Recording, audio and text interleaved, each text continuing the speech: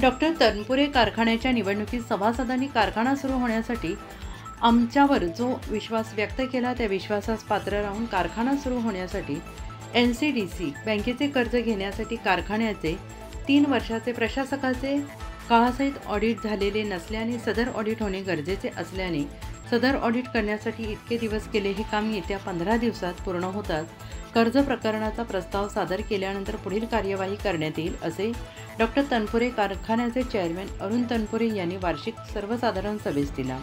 लोकनेते कैलासाचे रामदास पाटील धुमाळ महाविद्यालयाचे जिमखाना हॉलमध्ये डॉक्टर तनपुरे कारखान्याचे 68व्या वार्षिक सर्वसाधारण सभेत कारखाना होण्याच्या दृष्टीने सभासदांनी चांगलाच प्रतिसाद दिल्याने सभेपुढील सर्व विषय एकमताने मंजूर होऊन सभा शांततेत पार पडली। यावेळी कारखान्याचे माजी उपाध्यक्ष सुरेश वाबळे, सर्व संचालक मंडळ, तालुका विकास मंडळाचे अध्यक्ष राजू शेट्टे, कारखाना बचाव कृती समितीचे अमृत धुमाळ, माजी संचालक नारायण जाधव, बाळकृष्ण कोळसे, उत्तम आढाव, विष्णू तारडे आदींसह विविध संस्थांचे प्रतिनिधी उपस्थित होते। चेअरमॅन अरुण तनपुरे यांनी आपल्या मार्गदर्शनात म्हटलं आहे की कारखान्याची सत्ता हातात आल्यावर आमच्याकडे कारखान्याची थकबाकीमुळे जिल्हा बँकेच्या ताब्यात असून आम्हाला तिथे काही हस्तक्षेप करता येत नाही। आमच्याकडे फक्त शिक्षण संस्था लक्ष्मीनारायण ट्रस्ट आणि आयुर्वेद महाविद्यालयाचा कारभार हातात आहे। या काळात सर्व शिक्षण संस्थेची माहिती घेऊन काम केले। तसेच कारखाना सुरू करण्यासाठी आम्ही विविध वित्तीय संस्थांशी बोलत असताना NCDC बँकेने आम्हाला कारखान्याचे ऑडिट पूर्ण पाहिजे ही अट घातल्याने कारखान्याचे 3 ऑडिट केलेले नव्हते। त्यात प्रशासकाच्या काळातीलही ऑडिट झालेले नसल्याने ते केल्याशिवाय पर्याय नव्हता। कर्ज प्रकरणासाठी लागणाऱ्या कागदपत्राची यादी घेऊन कामाला लागलो। ऑडिट करण्यासाठी आम्ही जिल्हा बँकेची परवानगी घेऊन कारखान्याचे सेवानिवृत्त 15 कामगारांकडून सदर ऑडिट करून घेतले। त्या जवळपास 1.5 महिना लोटला। जिथे कागदपत्रे होती त्याची अवस्था दयनीय होती। कागद शोधून 3ही वर्षाचे ऑडिट पूर्ण केले असून अजून 15 दिवस या कामास लागतील। कर्ज मंजूर होण्यास अजून 2 महिने लागतील असं तनपुरे यांनी म्हटलेलं आहे। कारखान्याचे सर्व बँक खाते, प्रॉव्हिडंट फंड यासह विविध खाते थकबाकीपोटी शासनाने गोठवली असल्याने खर्चास पैसा उपलब्ध नाही। आम्ही पैसे गोळा करून हे काम करत आहोत। आम्ही याबाबत श्वेतपत्रिका सुद्धा काढणार असल्याचं तनपुरे यांनी म्हटलंय। डॉक्टर तनपुरे कारखान्याची सर्व मशिनरी जुनी म्हणजे 1960 साली असल्याची चांगले गळीत होण्यासाठी मशिनरी बदलणे पण गरजेचे आहे। अजून आम्ही कारखान्याच्या आतील भागात गेलेलो नाही, त्यामुळे कारखान्याची मशिनरीची अवस्था काय स्थिती आहे हे पाहावे लागेल। त्यानंतर सर्व निर्णय घ्यावा लागेल। आता मशिनरी आधुनिक प्रकारची आली असल्याने त्यामुळे जुनी मशिनरी दुरुस्त करायची का नवीन बसवायची याचाही निर्णय घ्यावा लागेल। आम्ही शासनाने लिलावात काढलेल्या प्रगती शाळेजवळ मोकळी जागा बाजार समितीच्या माध्यमातून जमिनी खरेदी करण्याचा निर्णय घेऊन त्यात सहभाग घेतला। आम्ही सदर जमीन 8 कोटीपर्यंत घेऊन तिथे बाजार समिती शेतकऱ्यांसाठी बाजार सुरू करणार होतो, पण समोरच्या पार्टीने सदर जमीन जास्त पैसे मोजून जमीन खरेदी केली। आलेल्या पैशातून पब्लिक स्कूलसह इतर शिक्षण संस्थेची थकीत रक्कम देण्यासाठी सदर जमीन शासनाने विकली आहे। सदर जमीन सहकारी संस्थांकडे असावी म्हणून त्यात बाजार समितीने सहभाग घेतला। कारखान्याशी संलग्न असलेल्या श्री शिवाजी शिक्षण मंडळाच्या 19 शाळेपैकी ब्राह्मणी आणि टाकळी या शाळांचे काम कौतुकास्पद आदर्श शाळा आहे। शाळांच्या दुरुस्तीसाठी निधी उपलब्ध करून देणार असून त्यात पालकांचा सहभाग अवश्य आहे। बंद पडलेल्या राहुरी पब्लिक स्कूलच्या माजी विद्यार्थ्यांचा मेळावा बोलावलेला असून आपण ज्या शाळेत शिकलो ती शाळा बंद असून ती पुन्हा सुरू करण्याचा मानस संचालक मंडळाचा आहे। कारखान्याशी संलग्न असलेल्या संस्थेत लक्ष्मीनारायण ट्रस्ट ही एकमेव संस्था, तिथे 60 लाख रुपयांच्या ठेवी आहेत, तिच्या 5 शाळा आहेत। यावेळी कारखाना बचाव कृती समितीचे संजय पोटे, पंडू तात्या पवार, भरत पेरणे, अमृत धुमाळ, तालुका शेतकरी आघाडीचे राजू शेट्टे, दीपक तनपुरे यांनी चर्चेत सहभागी होऊन विद्यमान चेअरमॅन अरुण तनपुरे सर्व संचालक मंडळाचा सत्कार केला। यावेळी कारखान्याचे संचालक हर्ष तनपुरे, किसनराव जवरे, रावसाहेब चाचा तनपुरे, ज्ञानेश्वर कोळसे, सुनील मोरे, भारत वारुळे, ज्ञानेश्वर पवार, अरुण ठोकळे, भास्कर ढोकणे, ज्ञानेश्वर खुळे, कृष्णा मुसवाडे, अरुण ढूस, कृष्णा मुसमाडे, प्रमोद तारडे, जनार्दन गाडे, अशोक उर्हे, वैशाली तारडे, जनाबाई सोनवणे, अशोक तामनार, मीना करपे, सपना भुजाडी आदी उपस्थित होते. ज्ञानेश्वर कोळसे यांनी आभार मानले. अत्यंत खेळीमेळीचे वातावरण त्या ठिकाणी संपन्न होत आहे. माझ्या अगोदर विषयावर बोलताना अप्पासाहेब ढोसांनी ते काही प्रश्न या ठिकाणी मांडले. खरं म्हणजे हा विषय त्यांनी मागील सभेमध्ये घेतला होता, परंतु वेगळ्या पद्धतीने तो विषय त्या ठिकाणी लिहिला गेला आहे.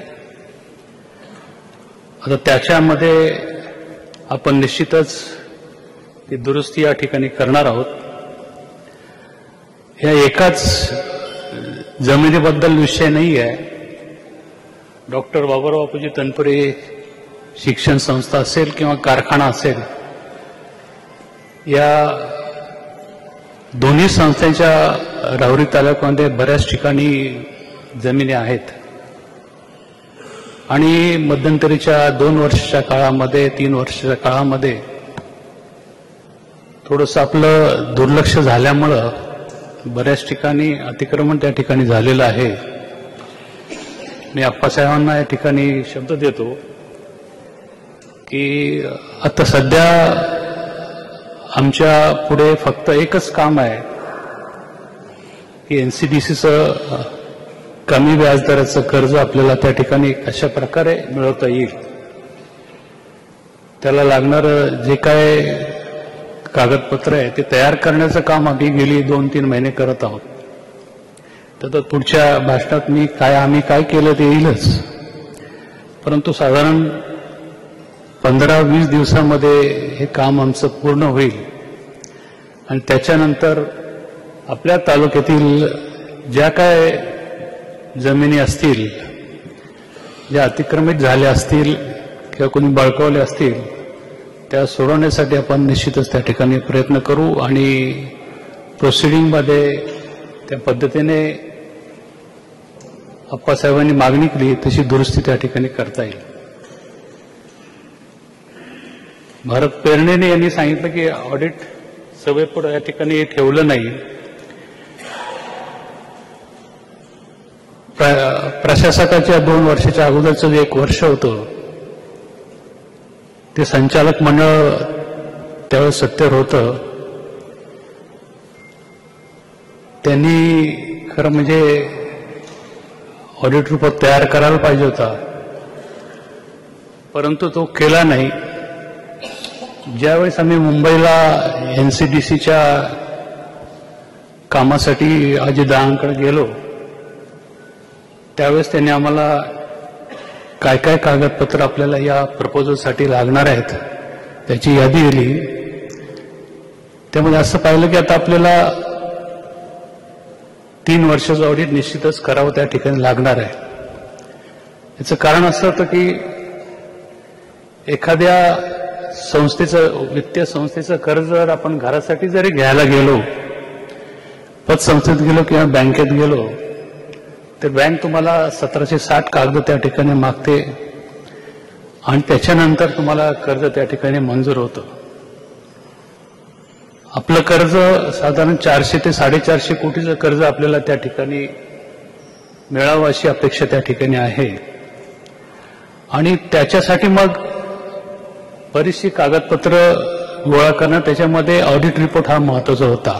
ऑडिट केल्याशिवाय तर काही कोणा तुम्हाला पैसे देणार नाही. ऑडिटमध्ये त्या ठिकाणी निघेल की तुमची आजची प्रॉपर्टी काय आहे, तिचं आजचं व्हॅल्युएशन काय आहे आणि तुम्हाला आजच्या घडीला किती देणं त्या ठिकाणी आहे, याच्यावर तुम्हाला कर्ज मंजूर त्या ठिकाणी होत असतं. समजा तुम्ही एखाद्या घरावर कर्ज काढायला गेलं आणि त्याच्यात ऑलरेडी त्या ठिकाणी 20 लाख रुपये कर्ज असेल तर तुम्हाला दुसरी बँक त्या ठिकाणी कर्ज देऊ शकणार नाही. तशाच प्रकारचं आहे की ऑलरेडी तुम्हाला कर्ज आहे तर त्याच्यावर तुम्हाला किती कर्ज त्या ठिकाणी देऊ शकतो, यासाठी ऑडिट रिपोर्ट महत्वाचा आहे आणि त्याचं व्हॅल्युएशन महत्वाचं आहे. आता इलेक्शन संपल्यानंतर राजू भाऊंनी सांगितलं की इलेक्शन असूपर्यंतच आपले काय मतभेद असतील ते ठेवायचे आणि त्याच्यानंतर हा कारखाना कसा चालू करता येईल यासाठी प्रयत्न त्या ठिकाणी करावे लागणार आहे. मित्रांनो, राजू पाटलांनी अजून एक त्या ठिकाणी सांगितलं की आपला, आणि अमृतनी पण सांगितलं की समजा हे कारखाना चालू झाला आणि त्याला जर सभासदांनी ऊस त्या ठिकाणी दिला नाही आणि तुम्हाला साधारण 5 लाख टनाच्या खाली जर तुम्ही क्रशिंग त्या ठिकाणी केलं तर तुम्हाला बँकेचं असणारं व्याज, तुमचा होणारा प्रोसेसिंग चार्ज, याच्यामुळे तुम्ही जे कर्ज आपण त्या ठिकाणी घेणार आहोत त्याचे हप्ते सुद्धा जर नाही गेले तर मग आपल्याला अडचण त्या ठिकाणी येऊ शकते. जेव्हा हे कर्ज मंजूर होईल तेव्हा 21 आमचे संचालक आहेत ते जॉईंट अँड सेव्हर लायबिलिटीमध्ये त्या ठिकाणी आमच्याकडनं स्टॅम्प लिहून घेणार आहेत. हे सगळं रिस्क आम्ही उचलून त्या ठिकाणी काम करत आहोत. बरेच प्रश्न या ठिकाणी ओळखले की तुम्ही गेली 4 महिने काय करत होता. मी मगाशी माझ्या सुरुवातीच्या भाषणामध्ये सांगितलं की आपले सेवक वर्ग जे कर्मचारी आहेत ते पांगलेले आहेत. काही ज्या अकाउंटच्या सेक्शनमध्ये किंवा ज्या ज्या ठिकाणी आपल्याला माहिती पाहिजे त्या ठिकाणचे सेवक वर्ग काही ठिकाणी काम सोडून दुसऱ्या ठिकाणी गेलेले आहेत. आजही मी सांगितलं मला 70 ते 80% काम झालेलं आहे, पण 20% काम काय त्या ठिकाणी अडलेलं आहे. ते पूर्ण झाल्याशिवाय आम्हाला पुढचा ऑडिट त्या ठिकाणी करता येईल. आणि आज जर ठराव झाला तर पुढच्या 2 वर्षाचा ऑडिट त्या ठिकाणी करायला मिळणार आहे. नाही तर त्या ठिकाणी ऑडिटर नेमणं सुद्धा अशक्य होतं. जनरल मिटिंग त्यासाठी घ्यायची असते, म्हणून ही जनरल मिटिंग या ठिकाणी घेतलेली आहे. आता पेरंडे पाटलांनी सांगितलं की तुम्ही याच्यामध्ये आपण दोष त्या ठिकाणी ऑडिटच केलं नाही तर तुमच्या पुढे आम्ही काय ठेवणार आहोत.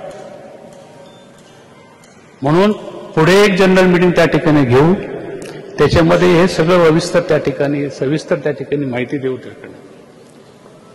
आता अजून असं होतं की आज आपल्या कारखान्याचे सगळेचे सगळे अकाउंट, एकूण एक अकाउंट हे प्रॉव्हिडंट फंडाच्या थकबाकीमुळं प्रॉव्हिडंट फंड ऑफिसने सील केलेले आहेत. जे रक्कम तुम्ही कदाचित आमच्या काही संचालक मंडळांनी शेअरसाठी भरलेली आहे ती रक्कमही त्या ठिकाणी त्या अकाउंटमध्ये गेलेली आहे. त्याच्यामुळे आजच्या घडीला म्हणजे आम्हाला गेली 4 महिने आम्ही जे काम करत आहोत त्या सगळ्यात जो काही खर्च येतो तो आमच्या पद्धतीने आम्ही खर्च करत आहे. आम्हाला कुठल्याही प्रकारचं अकाउंट त्या ठिकाणी ओपन नसल्यामुळं हा खर्च कारखान्याकडून करता येणार नाही आणि हा खर्च आम्ही करतो. शेअर पूर्ण करणारी रक्कम सुद्धा त्या तिकडे वर्ग झाली, ती सुद्धा तुम्हाला काढता येणार नाही.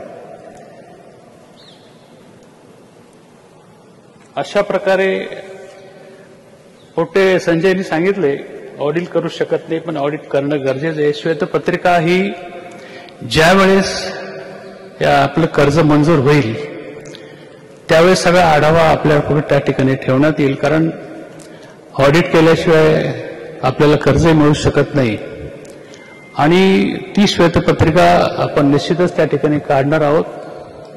आज जर तुम्ही कदाचित काही सभासद कारखान्याच्या आवारात गेले असतील तर तिथं निश्चितच दिसते की तुम्हाला मशिनरी काय त्याचे हाल आहेत. आणि हे कर्ज आपल्याला एनसीडीसीचं मिळाल्यानंतर त्या ठिकाणी आपल्याला इंजिनियर अपॉइंट करायला लागतील आणि त्यांच्याकडनं पूर्ण अहवाल त्या ठिकाणी घ्यावा लागेल की ह्या मशिनरीला काय त्या ठिकाणी दुरुस्ती करायला लागेल, कोणते नवीन पार्ट त्या ठिकाणी घ्यायला लागलेले. आपला कारखाना साधारण 60च्या शतकातला आहे आणि त्या दशकातल्या मशिनरी जुन्या पद्धतीची होती. आता आज नवीन जे मशिनरी येतात त्या ऑटो त्या ठिकाणी मोटर त्या ठिकाणी आहेत. ज्या ठिकाणी 100 कामगार लागत त्या ठिकाणी आता 15 कामगारांमध्ये त्या ठिकाणी भागते. अशा प्रकारच्या मशिनरी आलेल्या आहेत. आणि ज्या वेळेस तुमचा पगार जास्त असेल त्याचा भार तुमच्या ऊसाचा भाव काढताना त्या ठिकाणी पडणार आहे. मग इतरांच्या तुलनेमध्ये आपल्याला त्या ठिकाणी जुनी मशिनरी जर असेल ती जर आपण त्या ठिकाणी रिनोव्हेट नाही केली, त्या ठिकाणी दुरुस्ती नाही केली इतरांच्या तुलनेच्या मानाने निश्चितच कमी भाव त्या ठिकाणी मिळणार आहे. आमचा प्रयत्न असा आहे की एनसीडीसीचे कर्ज असताना सुद्धा चांगल्या प्रकारे जे स्पेअर पार्ट आपल्याला चांगल्या पद्धतीने त्या ठिकाणी आणता येईल तेवढे आणणार आहोत. आणि या अजून एक संजयने या ठिकाणी सांगितलं की प्रगतीची जागा लिलाव झालेली आहे. कदाचित आपल्याला कल्पना असेल, मुळा सहकारी सुदगिनीची जागा आम्ही मार्केट कमिटीसाठी घेतली, ती लिलावामध्ये घेतली. तर उद्देश असाच होता की कैलासवासी दादानी असेल किंवा इतर कोणी असेल, ती जमीन त्या ठिकाणी संस्थेसाठी घेतली. त्या संस्थेकडे नसली तरी समजा दुसऱ्या एका संस्थेमध्ये असेल, ज्या योगे ती शेतकऱ्यांच्या मालकीची त्या ठिकाणी राहील. तोच उद्देश ठेवून कदाचित संजूला कल्पना नसेल, ज्या दिवशी लिलाव त्या ठिकाणी पुकारला गेला त्यावेळेस आम्ही मार्केट कमिटीच्या माध्यमातून ती जमीन मार्केट कमिटीला घेण्यासाठी प्रयत्न त्या ठिकाणी केला होता. आम्ही स्वतः त्या लिलावामध्ये भाग घेतला. आमच्याकडे जे काही पैसे होते बँकेमध्ये त्याचं 8 कोटीपर्यंत आपण ठरवलं होतं की 8 कोटीपर्यंत ही जागा मार्केट कमिटीची घ्यायची, की निदान नाही कारखान्याकडे नाही शिक्षण मंडळाकडे, ती मार्केट कमिटीच्या ताब्यात राहील, म्हणजे शेतकऱ्यांच्या ताब्यात त्या ठिकाणी राहील. आमचं 8 कोटीपर्यंतचं बजेट होतं, तिथपर्यंत आम्ही बोललो. त्याच्यानंतर समोरच्या पार्टीने त्याच्यापेक्षा जास्त केल्यामुळे ती जमीन विकली गेली. मग खरं म्हणजे हे चूक होई म्हणण्याला की आपण त्या ठिकाणी कोणताही प्रयत्न थांबवण्यासाठी केला नाही. दुसरा कुठला पर्याय नव्हता, कारण सडनली हे लिलाव हायकोर्टाच्या आदेशानुसार त्या ठिकाणी झालेला आहे, तो तुम्ही थांबूच शकत नव्हते. कारण त्या जमिनीचे पैसे आलेले पैसे हे त्यावेळेस पब्लिक स्कूल आणि त्यावेळेच्या ज्या संस्था आहेत ज्या बंद पडले, इंजिनिअरिंग कॉलेज, त्या कामगारांच्या पगारासाठी हायकोर्टाने ती ऑर्डर त्या ठिकाणी केली होती की ह्या जमीन तुम्ही विका आणि त्याच्यातून पगार त्या ठिकाणी करा. आता ह्या जमीन जेव्हा विकली गेली तेव्हा त्या कामगारांचे पगार त्या ठिकाणी गेलेले आहेत. म्हणजे हायकोर्टाची जी ऑर्डर होती त्याला तुम्ही चॅलेंज करू शकत नव्हता. याला एकच पर्याय त्या ठिकाणी होता की जमीन ती आपण स्वतः घ्यायची, मार्केट कमिटी त्या ठिकाणी चांगलं मार्केट त्या ठिकाणी उभं करायचं, हा उद्देश आमचा त्या ठिकाणी. परंतु तो दुर्दैवानं सक्सेसफुल झाला नाही. दत्तू पाटलांनी या ठिकाणी सांगितले पुढचं गळीत हंगाम. आता बऱ्याच शेतकऱ्यांना असं वाटतं की मार्केट कमिटीकडे एवढा पैसा आहे, त्याचा गैरसमज त्या ठिकाणी आहे की तो तुम्ही कारखान्याला का देऊ शकले नाही काय. माननीय बापूसाहेब चेअरमन असताना तिथं दिले असते 10-15 कोटी तरी हे काम त्या ठिकाणी झालं असतं. परंतु एक लक्षात घ्या, सर्वसामान्य सभासदांना ही माहिती नाही आहे की डॉक्टर बाबूराव बापूजी तनपुरे सहकारी साखर कारखाना हा तुमच्या मालकीचा आहे. तुम्ही शेअर होल्डर आहेत म्हणून शेअरच्या पतीत तुम्ही त्याची मालकी त्या ठिकाणी तुमची आहे, ती सहकारातली मालकी आहे. आणि मार्केट कमिटी ही काही सहकारी संस्था नाही आहे, ती गव्हर्नमेंटची आहे, तिची मालकी गव्हर्नमेंटला आहे. कारण जसं ग्रामपंचायत आहे, नगरपालिका आहे किंवा पंचायत समिती आहे, झेडपी आहे, ह्या जशा संस्था सरकारच्या मालकीच्या आहे तशीच ही मार्केट कमिटी सरकारच्या मालकीची आहे. आम्ही संचालक मंडळ त्या ठिकाणी जसं तुम्ही ग्रामपंचायत सदस्य 5 वर्ष काम करतो आणि घरीच असतो तसं आम्ही त्या ठिकाणी काम करून घरी जाणार आहोत. म्हणजे हा फरक त्या ठिकाणी आहे. आणि कुठे पैसे जर द्यायचे ठरले तर पणन मंडळ त्या ठिकाणी मान्यता देत नाही. याचं उदाहरण सांगतो की आपल्याला कल्पना आहे की यावर्षी भरपूर पाऊस झाला, अति पाऊस झाला. मराठवाडा, विदर्भ, खानदेश या ठिकाणी पूर आले, कोल्हापूर साईडला पूर आला, कित्येक संसार त्या ठिकाणी उद्ध्वस्त झाले. आपल्याकडे जर निदान आपली पिकं त्या ठिकाणी गेली आहेत, पण बऱ्याच ठिकाणी जमिनी वाहून गेल्या, घरं वाहून गेली, काही राहिलं नाही शिल्लक. आणि असा मोठा दुष्काळ त्या भागामध्ये आहे. मी तुम्हाला सांगायला मला आनंद वाटतो की आमच्या मागच्या मीटिंगमध्ये, मार्केट कमिटीच्या मीटिंगमध्ये आम्ही एक ठराव केलेला आहे की मार्केट कमिटीच्या वतीने 21 लाख रुपये या पूरग्रस्तांना त्या ठिकाणी मुख्यमंत्री निधीमध्ये देण्याचा आम्ही प्रपोजल पुण्याला पाठवलेलं आहे. ते मंजूर त्या ठिकाणी होऊन येणार आहे. सुदैवानं गेल्या वर्षी आपल्याला साधारण 5 कोटी वाढावा त्या ठिकाणी मिळाला आणि साधारण मार्केट कमिटीच्या ऍक्टनुसार साधारण त्या ठिकाणी 25 कोटी त्या ठिकाणी 25 लाख त्या ठिकाणी देण्याची त्या परवानगी आपल्याला त्या ठिकाणी मिळाली असती, पण 21 लाख रुपये पण त्या ठिकाणी परवानगी आपल्याला मिळणार आहे. अशा प्रकारे ज्या शेतकऱ्यांनी मार्केट कमिटीमध्ये कांदा आणला असेल, शेतमाल आणला असेल, त्यांची विक्री त्या ठिकाणी केली, त्याच्यातल्या उत्पन्नामधून आपण फुल ना फुलाची पाकळी म्हणून काही पैसे आपण त्या मुख्यमंत्र्यांनी दिलेले आहे. अशा प्रकारे काम करत असतं. त्याला पणन मंडळाची मान्यता लागते, ती मान्यता आम्ही घेतलेली आहे. म्हणून अशा प्रकारे हे काम त्या ठिकाणी आपण करणार आहोत. पुढचा गळी थांबवा कुठं कधी चाली होईल की नाही अशी शंका दत्तू पाटलांनी केली आहे. परंतु खरं म्हणजे ही प्रोसेस आपण समजून घेतली पाहिजे. हे नुसतं ऑडिट केलं आपण, नंतर आपल्या प्रॉपर्टीचं व्हॅल्युएशन केलं आणि तुम्ही त्या ठिकाणी प्रपोज दिला असं नाही आहे.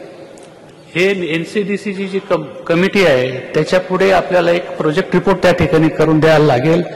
हे तुमचं प्रॉपर्टी किती आहे सगळं कागद त्या ठिकाणी जवळ. तर ती कमिटी पुढे गेल्यानंतर कमिटी शिफारस करते कॅबिनेटला, मंत्र्याच्या कॅबिनेटला, महाराष्ट्र सरकारच्या कॅबिनेटमध्ये त्या ठिकाणी जाते आणि नंतर तो आपल्याला पैसे त्या ठिकाणी मिळतात. पण त्याला साधारण आता 1 ते 2 महिने त्या ठिकाणी लागणार आहे. 1 महिना जरी धरलं कमीत कमी तर ते पैसे तुम्हाला मिळायला आणखीन 1.5-2 महिने लागतील. कदाचित आमची घाई अशी होती की हे लवकरात लवकर त्या ठिकाणी करायचं, परंतु कारखान्याचं दप्तर आपल्या ताब्यात मिळायला उशीर झाला. त्याच्यानंतर हे काम करायला त्यांना रात्रंदिवस त्या ठिकाणी काम करत होते आमचे कर्मचारी आणि 22,000 सभासदांचं सगळं त्या ठिकाणी प्रत्येक गोष्ट त्या ठिकाणी त्या ऑडिट रिपोर्टमध्ये घ्यायला लागते. अशा प्रकारे काम उशिरा झालं. अजून जर उशीर झाला असं समजा, काही कारणाने उशीर झाला, तर आता पुढं निवडणुका आल्यानंतर त्याची आचारसंहिता झाली तर त्या कॅबिनेटच्या मिनिस्ट्रीमध्ये आपल्याला ती मंजुरी मिळू शकणार नाही. म्हणून आमची घाई आहे की लवकरात लवकर हा प्रोजेक्ट त्या रिपोर्ट त्या ठिकाणी गेला, एनसीडीसी मार्फत त्या कॅबिनेटमध्ये गेला तर आपलं कर्ज त्या ठिकाणी मिळू शकेल. अर्थात बऱ्याच लोकांना असं वाटतं की ते अनुदान आहे, ते अनुदान नाहीये, कर्ज आहे. माझ्या अगोदरच्या वक्त्याने सांगितलं की जरी आपण कारखाना चालू केला आणि आपल्या तालुक्याला आता थोडीशी वाईट सवय त्या ठिकाणी लागली की आपला ऊस बाहेरच्या कारखान्यात त्या ठिकाणी द्यायचा, क्रशिंग जर कमी झालं तर एनसीडीसीच्या कर्जाचा हप्ता तुम्ही त्या ठिकाणी वेळेवर पोहोचता केला नाही तर दंडात्मक व्याज त्या ठिकाणी लागणार आहे. म्हणजे त्याचा उपयोग त्या ठिकाणी होणार नाही. आणि हे आता फक्त पैसे येणार आहेत आता 1-1.5 महिन्यामध्ये. त्याच्यानंतर मी मगाशी सांगितल्याप्रमाणे आपल्याला सर्वे मशिनरीचा करायला लागेल आणि तो केल्यानंतर किती खर्च त्या ठिकाणी येतो हे आणून ते सगळं कोटेशन वगैरे मागून सगळं सोपस्कार करायला 3 ते 4 महिन्याचा त्या ठिकाणी वेळ लागणार आहे. म्हणजे हा सीझन आपल्याला दुर्दैवानं ते काही घेता येत नाही. जितका उशीर आपल्याला होईल तितका पुढे प्रॉब्लेम त्या ठिकाणी निर्माण होणार आहे. आपल्याला सर्वांना कल्पना आहे की लोकनेते रामदास पाटील धुमाळ यांचं कॉलेज, त्या नावाने कॉलेज आपल्या तालुक्यात आहे. अत्यंत चांगल्या पद्धतीने ते कॉलेज आता चालू आहे. मित्रांनो, आम्ही चार्ज घेतल्यानंतर त्या ठिकाणी वक्त्याने या ठिकाणी सुचवलं, प्रकाशने सुचवलं, मला वाटतं की तुम्ही ड्रेस कोड त्या ठिकाणी चालू करा. आम्ही कॉलेज सुरू होण्यापूर्वीच त्या सर्व शाखा असतील, आर्ट्स असेल, कॉमर्स असेल, सायन्स असेल, आयटीचं सेक्शन असेल, त्या प्रत्येक विद्यार्थ्याला ड्रेस कोड कंपल्सरी केलेला आहे आणि जवळजवळ 90% ड्रेस कोड तो तयार झालेला आहे. त्याच्या पद्धतीने विद्यार्थिनी तो ड्रेस घालून त्या ठिकाणी येतात. त्याबरोबरच आपण जर त्या ठिकाणी गेला असाल तर त्या कॉलेजला फक्त पुढच्या बाजूनेच कंपाऊंड त्या ठिकाणी आहे. आम्ही संचालक मंडळानं गेल्या पहिल्यांदाच एक ठराव केला की आपला तो कंपाऊंड बांधून सगळ्या बाजूनी ते कॉलेज बंदिस्त त्या ठिकाणी करायचं आहे. म्हणजे इतर कोणी जे काही सोशल एलिमेंट असतात ते आत त्या ठिकाणी येऊ नये, आपल्या मुलींचं संरक्षण त्या ठिकाणी व्हावं म्हणून लवकरच आम्ही कंपाऊंडचं काम त्या ठिकाणी सुरू करणार आहोत. त्याचबरोबर आपल्या कॉलेजमध्ये BCSचा कोर्स त्या ठिकाणी आहे, BCAचा कोर्स आहे. आता सध्या कॉम्प्युटरचा जमाना आहे. आपल्या 40 सीट त्या ठिकाणी BCSच्या आहेत आणि 80 विद्यार्थी त्या ठिकाणी काम करतायत, म्हणजे शिक्षण घेत आहेत. 40 नाही 80 सीट आहेत त्याकडे. भविष्यामध्ये जर आणखी त्या ठिकाणी 40 सीट्स वाढल्या तर आपल्या तालुक्यातील आपल्या मतदारसंघातील तरुण मुलांना त्या ठिकाणी ITचं शिक्षण त्या ठिकाणी मिळेल. त्याचबरोबर काही दिवस एक महिन्याभरात MCSच्या पुढची डिग्री BCSच्या पुढची डिग्री MCS त्या ठिकाणी आपण चालू करण्याचा प्रबोध होत आहे. आज तुम्ही त्या ठिकाणी गेला तरी 40 ते 30 वर्ष 35 वर्षापूर्वीची ती बिल्डिंग आहे, त्याचं स्लॅब त्या ठिकाणी गळतोय. त्याच्यामुळे आजही आम्ही धोका नको म्हणून आम्ही 5 रूम त्या ठिकाणी बंद करून ठेवलेले आहेत. त्यामुळे आजही आम्हाला त्या कॉलेजची जागा कमी पडते. म्हणून आम्ही लवकरच BCS आणि ह्या टेक्निकल ह्या ITC सेक्शनचं सगळं एकच सेपरेट युनिट त्या ठिकाणी बिल्डिंगमध्ये बांधण्याचा प्रपोजल आमचं त्या ठिकाणी आहे की ज्या योगे ह्या आर्ट सायन्स कॉमर्स ह्या इकडच्या विद्यार्थ्यांना ही जागा उपयोग पडेल. त्या राहिलेल्या ज्या स्लॅब खराब झालेला आहे, कारण तो त्या ठिकाणी स्लॅब खाली त्याचे तुकडे खाली पडलेले आहेत, त्यामुळे त्याचं वॉटरप्रूफिंग त्या ठिकाणी करून घेतलं तर पुढे जरी संख्या वाढली विद्यार्थ्यांची तर निश्चितच आपल्याला त्याचा उपयोग होईल. नवीन बिल्डिंगमध्ये आपण त्या ठिकाणी जाणार आहोत. अशा प्रकारे हे कॉलेजचं झालं. आता मला वाटतं पेरणे पाटलांनी सांगितलं की तुम्ही या शिक्षण संस्थांचा अहवाल त्या ठिकाणी घालला नाही, परंतु गेली 2 महिने आम्ही आयुर्वेदिक फार्मसी कॉलेज आणि तुमचं नर्सिंग कॉलेज याचं ऑडिट चालू आमचं त्या ठिकाणी आहे. परंतु त्या ठिकाणी जर काम चालतंय त्याचा विचार जर केला तर खरं म्हणजे एवढ्या मोठ्या संस्थेमध्ये अकाउंटंटची जागा त्या ठिकाणी पाहिजे होती आणि ज्या ठिकाणी माणसं आहेत ते अकाउंटचं काम व्यवस्थित त्या ठिकाणी करू शकत नाही अशी आमची त्या ठिकाणी धारणा झाली आहे आणि त्यांचं ऑडिट थांबलेलं आहे. म्हणून पेरणे पाटील आपण ते ह्याच्यात ते मांडू शकलो नाही, कारण बऱ्याचशा चुका अकाउंटमध्ये त्या ठिकाणी झाल्या आहेत. काही व्हाउचर त्या ठिकाणी सापडत नाही, काही ठिकाणी पैशाचं पण ट्रान्सफर झालेले कसे माहीत नाहीत. अशा प्रकारे साधारण 15 दिवसामध्ये जर ते ऑडिट झालं तर आपल्याला सगळ्या शिक्षण संस्थेचं त्या ठिकाणी चांगलं होईल. पूर्वीचं जे पब्लिक स्कूल आहे, या ठिकाणी इंजिनिअरिंग कॉलेज होतं ते बंद पडलं. त्याच्यानंतर त्या बिल्डिंगचा उपयोग त्या ठिकाणी नाही आहे. आम्ही जे पूर्वीचे पब्लिक स्कूलचे जे माजी विद्यार्थी होते म्हणजे सुनील मोरे असतील, माऊली कोळसे असतील, त्यांच्याशी चर्चा केली आणि जे माजी विद्यार्थी आहेत त्यांचा मेळावा आता येता 11 तारखेला आपण गावडी फॅक्टरीवर त्या ठिकाणी ज्या हॉलमध्ये ते शिकलेत तिथेच त्या ठिकाणी घेण्याचं ठरवलेलं आहे. ज्या योगे त्या लोकांना वाईट वाटतं की आपलं ज्या ठिकाणी आपण शिकलोय, जिथं मोठे झालोय, ती शाळा भग्न अवस्थेत त्या ठिकाणी आहे आणि त्याच्यासाठी प्रयत्न आपण त्या ठिकाणी करणार आहोत. मंडळाच्या माध्यमातून काही पैसे त्या ठिकाणी टाकून आपण त्या शाळेची डागडुजी करून त्या ठिकाणी दुसरा काही प्रोजेक्ट घेता येईल किंवा शाळा सुरू करता येईल का याचा विचार आपण त्या ठिकाणी करणार आहे.